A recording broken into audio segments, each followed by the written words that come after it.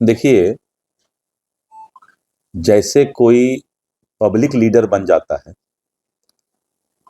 तो वो public property हो जाता है। यानी आम जनता के मलकियत में नेता चलता है। तो नेताओं को अपना जीवन तो आम जनता के बीच पारदर्शी रखना है। तो जब आम जनता जिस चीज को देख रही है, समझ रही है, वहां पर जासूसी का कहां? नेता का इसका मतलब है कि नेता कुछ छुपा के रखता है। तेजस्वी जी पारदर्शी अगर हैं, तब उनको जासूसी से क्यों डर लगता है? किस चीज का? क्या खाना खाए, किस पर जासूसी है? किससे क्या बात किए, क्या भाषण दिए, ये जासूसी है।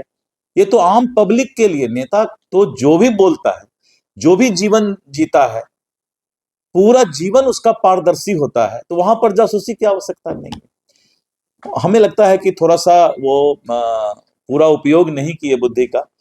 नेता जब भी बुद्धि का उपयोग करेंगे तो कभी भी इस तरह की बात नहीं बोलेंगे कि हमारे ऊपर जासूसी हो रहा है। नेता के ऊपर क्या जासूसी हो सकता है? नेता का मतलब होता है अपने जीवन को पारदर्शी बना के रखना, कोई चीज छुपा करके नहीं रखना। जैसे आप नेता बन गए तो जनता के प्रति समर्पित हो गए, तब वहां पर क्या? पर आप बताइए ना हमको, जासूसी क्या हो सकता है? एक आदमी यात्रा पर निकला तो जासूसी क्या हो सकता है कि कौन गाड़ी पर बैठे, एम्बेसडर पर बैठे कि स्कॉर्पियो पर बैठे।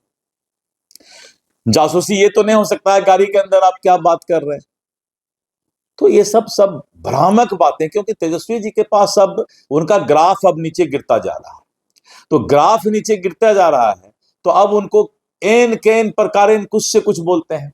अरे भाई, लास्ट में तो तुमको जाति पर आना है, आरक्षण पर आना है, यही सब बात तुम करोगे। और कुछ और तो कुछ करने के लिए उनके पास है नहीं, माननीय प्रतिपक्ष के नेता के पास।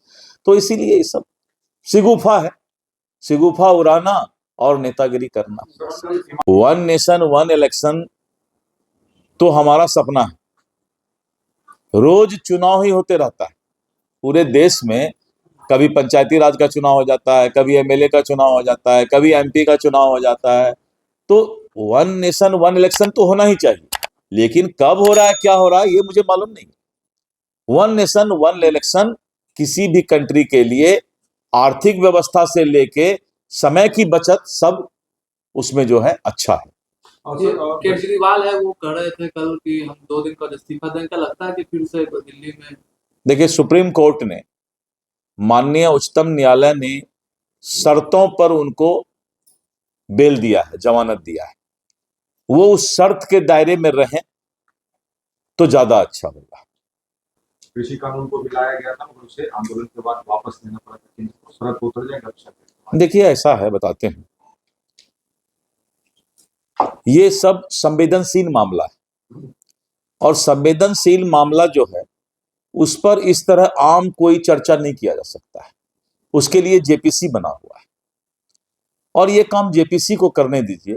रोड पर नेता या इमारतें सरिया या कोई भी, बीजेपी हो चाहे इमारतें सरिया हो चाहे जो भी हो, इसको रोड पर लाने की आवश्यकता नहीं है। जेपीसी अपना देखेगी, फिर उसके बाद पार्लियामेंट देखेगी, उसके बाद फिर बहुत सारा प्रोसेस है उसका। इसलिए इस पर कोई आम ऐसे चर्चा दे करके, कोई धमकी दे करके कोई काम नहीं करा सकता। वन